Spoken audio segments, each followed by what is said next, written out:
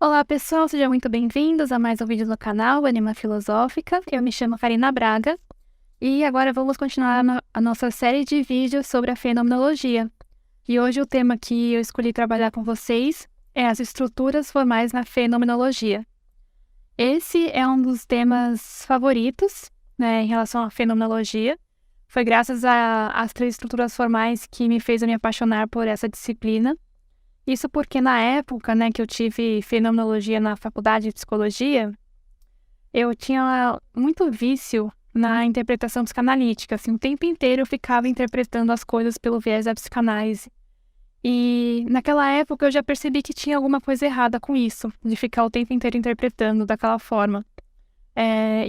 Essas três estruturas formais da fenomenologia me ajudaram a ter um contato mais próximo com a realidade, ao invés de ficar sempre interpretando as coisas. Então é esse tema que eu gostaria de passar para vocês. Eu espero que vocês gostem. E eu preparei uns slides aqui para ficar mais fácil mesmo a compreensão desse tema. Então, antes de começarmos, eu queria falar que eu me baseei nesse livro aqui, A Introdução à Fenomenologia, de Robert Sokolowski. Caso alguém queira se aprofundar ou se interesse pelo tema e gostaria de um livro para introdução. Então, as três estruturas formais, ela tem três partes, obviamente, A primeira é a partes e todos, que é separada em duas divisões, parte pedaço e parte momento. A segunda é a identidade numa multiplicidade, e a terceira é a presença e ausência. Tanto a partes e todos como a identidade numa multiplicidade, elas já foram trabalhadas pelos filósofos antigos, desde a Grécia Antiga até a Idade Média. Mas essa parte da presença e ausência, ela é recente. Ela foi inserida pelo Russell, da fenomenologia. Foi ele que introduziu essa estrutura dentro do método filosófico. Então, o que é parte e pedaço? Pedaços são partes que podem subsistir e ser apresentadas até separadas do todo. Elas podem ser destacadas de seus todos. Pedaços também podem ser chamados de partes independentes. Como assim? Temos aqui uma árvore. E dessa árvore eu posso separar uma folha dessa árvore. E essa folha, ela pode se transformar num todo. Ela faz parte da árvore, mas quando eu destaco eu consigo reconhecer, é uma folha. Isso é uma parte pedaço. Outro exemplo aqui. Nós temos um pelotão de soldados. Isso aqui é o todo. Eu posso separar, tirar apenas um soldado desse pelotão e eu ainda consigo reconhecer como um soldado. Então, isso é uma parte pedaço, que seria o soldado dentro de um todo, que é o pelotão. Outro exemplo aqui, temos uma máquina, eu peguei uma máquina de lavar, e dentro dessa máquina de lavar tem várias peças. Essa aqui é uma peça que vai dentro da máquina de lavar, eu consigo tirá-la, separá-la e reconhecer como uma peça específica, uma peça única dentro dessa máquina. Isso é uma parte pedaço também. Quando os pedaços são separados, eles podem se tornar todos em si mesmo, que foi o caso da folha, do pedaço da máquina de lavar que eu mostrei, do pelotão. Isso é parte pedaço. Agora temos a parte momento.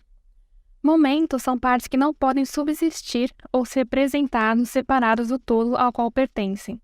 Eles não podem ser destacados. Os momentos são partes não independentes. Um exemplo, o tom musical. Para eu fazer música, eu preciso do som. Então, o tom da música está misturado com o som. Então, isso é considerado uma parte momento. A visão e o olho. Para eu ver, eu preciso do olho e para ter o olho, eu preciso ter a visão. Então, o olho e a visão, elas estão fundidas uma nas outras, então é parte momento. As cores, Tanto as cores, ela precisa do tom, da cor e da superfície, da expansão espacial, senão eu não tenho a cor. Então, isso é considerado uma parte momento. São partes que não podem ser separadas uma das outras. Os momentos são os tipos de parte que não podem tornar-se um todo. Somente as partes pedaços podem tornar-se um todo. Ou seja, eu pego uma folha, outra folha, eu consigo fazer disso um todo, mas um tom musical, uma cor, eu não consigo transformar num todo. O item particular pode ser um pedaço em uma relação enquanto é um momento numa outra. Ou seja, um exemplo da árvore. Eu tenho aqui a árvore, a folha é uma parte pedaço. Mas a árvore, ela está inserida num todo, ela está inserida num contexto de natureza, de estações do ano. Então, nesse caso, seria uma parte momento. Então, a árvore, ela pode ser tanto uma parte pedaço como uma parte momento. Todas as três estruturas, elas estão unidas de uma certa maneira. Não tem como ficar separando muito uma coisa da outra. E aqui, né, não confundir momentos com partes. Peguei um exemplo bem próprio da psicologia, sobre a mente, que muitas vezes a mente ela é colocada como separada do cérebro e separada do corpo, sendo que isso não é verdade. A mente, como eu fui falando nos outros vídeos sobre a consciência, ela não está separada da realidade. Ela não está fechada em si mesma. Então, por causa disso, ela é uma parte momento, porque tanto a mente como o corpo, como o cérebro, eles estão fundidos uns nos outros, e isso é considerado uma parte momento. O segundo item, né, que eu gostaria de comentar é a identidade em multiplicidades. Então, nós temos aqui, eu fiz até um gráfico, temos a identidade, e dentro dessa identidade vão ocorrer manifestações. Essas manifestações são consideradas multiplicidades. Mas a identidade, ela está num plano superior. Então, vamos separar em dois planos. Podemos colocar a identidade num plano metafísico e podemos colocar as manifestações, as multiplicidades num plano físico. E vou dar um exemplo. Vamos supor né? Eu tenho a minha identidade, você também tem a sua identidade, mas eu manifesto a minha identidade de diversas formas, como eu sou filha, eu sou irmã, eu sou profissional da área da psicologia, por exemplo. Então, tudo isso são minhas multiplicidades, são as minhas manifestações da minha identidade. Quando eu coloco identidade, eu não quero dizer que é só a persona, né? Eu estou dando um exemplo do ser humano, né? De um objeto humano, mas pode ser qualquer coisa, qualquer objeto, de qualquer área. Aqui, a identidade, ela se mostra através de várias multiplicidades. O fato e a coisa, que seria o objeto. Sempre terá várias manifestações. O mesmo evento terá vários relatos diferentes. A identidade está em todos eles, cada uma com seu modo de intencionalidade. Então, vamos supor, você vai num evento, numa festa, e acontece alguma coisa ali, uma polêmica, qualquer coisa. E cada pessoa vai relatar aquele objeto, né, aquilo que aconteceu de uma forma. E todas essas formas que as pessoas vão relatando, isso são multiplicidades.